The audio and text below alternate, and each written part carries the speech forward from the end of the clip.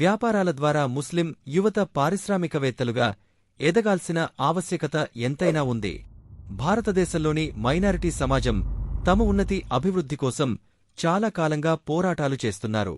వారు ప్రధానంగా విద్య మరియు ప్రభుత్వ ఉద్యోగాలపై దృష్టి సారించారు.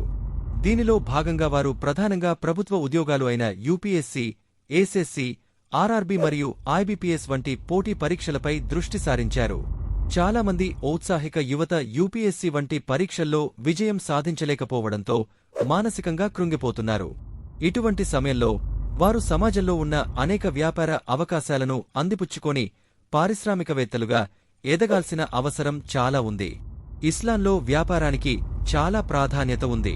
ప్రవక్త మహమ్మద్ సల్లల్లాహు అలైహి వసల్లం గారు తమ నిజాయితీ మరి చిత్తశుద్ధి ద్వారా ఒక గొప్ప వ్యాపారవేత్తగా పేరుగాంచారు.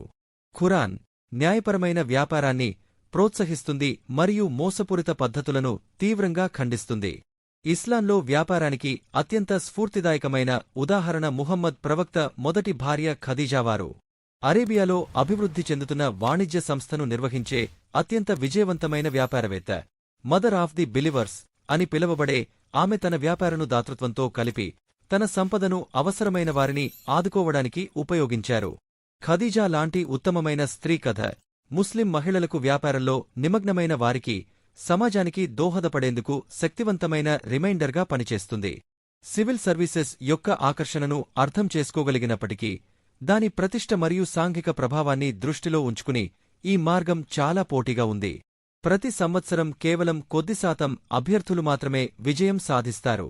చాలామంది ఔత్సాహికుల కోసం సంవత్సరాల సన్నద్ధత ఇతర రంగాలలో అవకాశాలను కోల్పోయేలా చేస్తుంది. ఫలితంగా విలువైన సమయం మరియు శక్తిని కోల్పోతారు. భారతదేశంలోని ముస్లింలు, ముఖ్యంగా యువత, అభ్యున్నతి కోసం ప్రత్యామ్నాయ మార్గాలను అన్వేషించాలి. వ్యాపారాలను ప్రారంభించడం మరియు నడపడం, ఆర్థిక స్వాతంత్ర్యం అందించడం, ఉద్యోగాలను సృష్టించడం, సమాజ అభివృద్ధిని నడిపించడం. చిన్నస్థాయి సంస్థల నుండి టెక్ స్టార్టప్ల వరకు వ్యవస్థాపకత కోసం విస్తృతమైన పరిధి కలిగి ఉంది.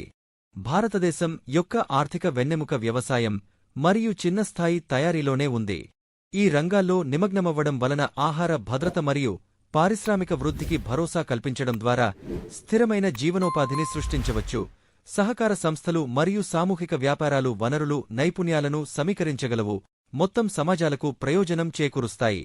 ముస్లింల అభ్యున్నతికి మార్గం ఒక్క లక్ష్యానికి మాత్రమే పరిమితం కాకుండా వ్యాపారం, వ్యవస్థాపకత మరియు ఇతర వృత్తులలో అందుబాటులో ఉన్న విభిన్న అవకాశాలను స్వీకరించడంలో ముందుండాలి. వ్యూహాలను పునరాలోచించడానికి, నైపుణ్యాభివృద్ధిలో పెట్టుబడి పెట్టడానికి మరియు విజయానికి బహుళ మార్గాలకు తలుపులు తెరవడానికి ఇది సరైన సమయంగా ముందుకు సాగాలి.